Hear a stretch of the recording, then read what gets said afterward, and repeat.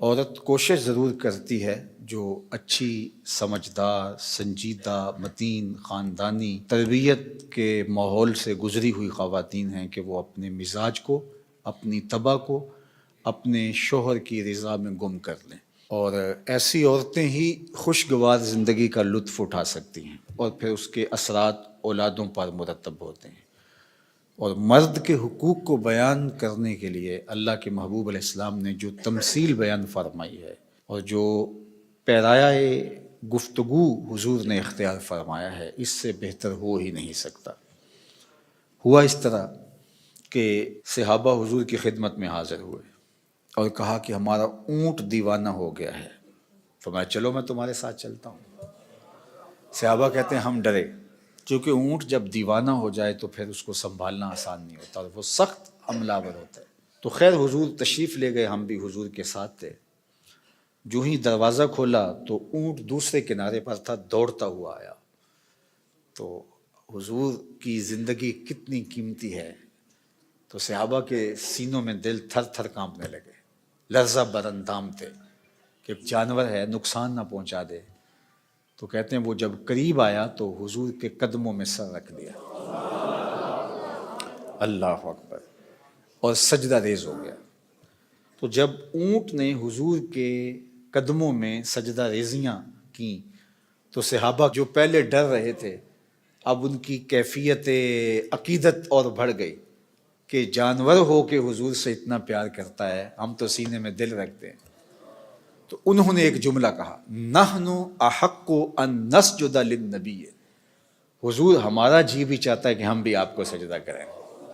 یہ جانور ہو کے آپ کی معرفت رکھتا ہے، پاگل ہو کے آپ کو پہچانتا ہے، ہم تو سینے میں دھڑکتا ہوا دل رکھتے ہیں اور دل میں آپ کے پیار کی ایک کائنات آباد ہے، تو پھر ہماری پیشانیوں کے اندر بھی سجدے ٹپک رہے ہیں، ہم بھی آپ کو سجدہ کرنا چاہتے ہیں۔